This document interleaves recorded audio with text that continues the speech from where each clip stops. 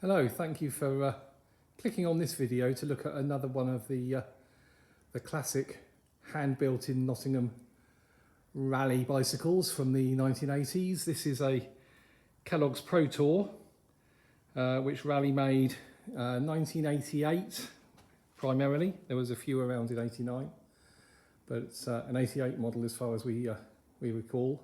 I used to sell these brand new many years ago. Shows how old I am.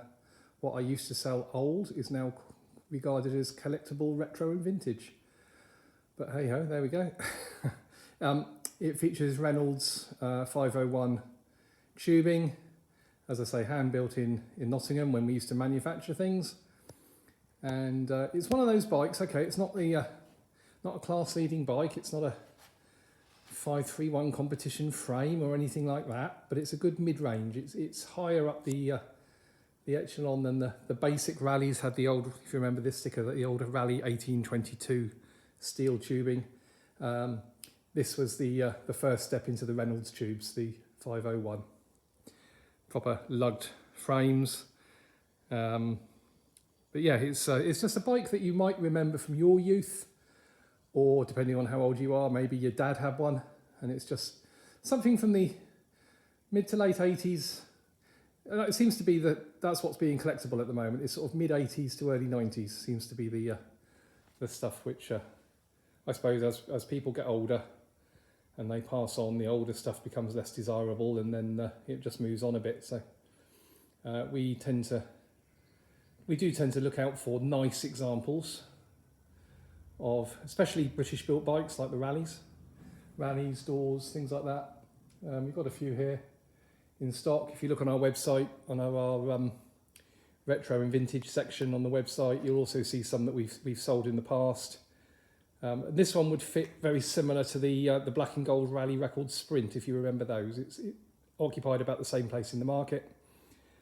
Kellogg's obviously were the sponsors of the Pro Tour, and this is the Raleigh team replica, I suppose you could call it.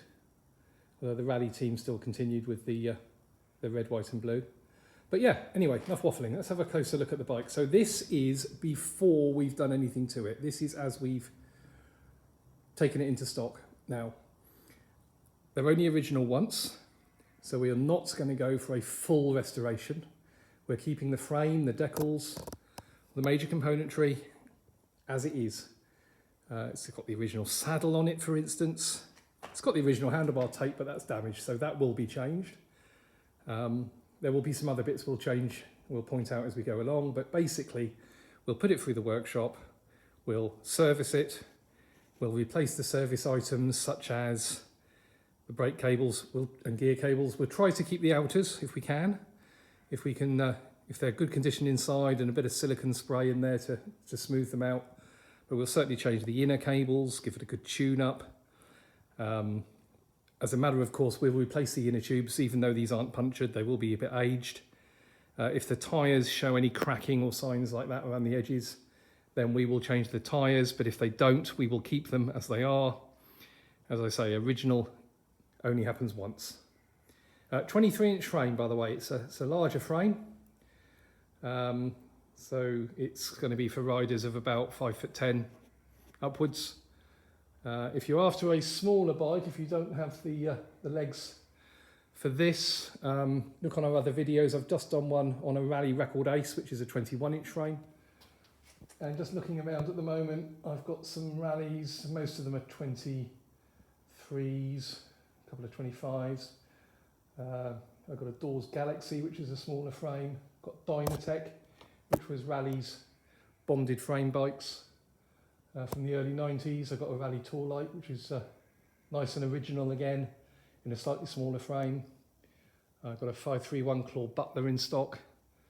So yeah, we always try to keep a few of these. Right, anyway, back to this one. Let's have a look. Now, as I say, we have not done anything to it, but I'll give it a quick check for the seat post being free so we can put it on the stand, and it was. So things like that poppy sticker we will actually, no, we're going to remove it because it's damaged anyway, so we'll take that off. But the original decals will keep on. The paintwork on this is why we took it on.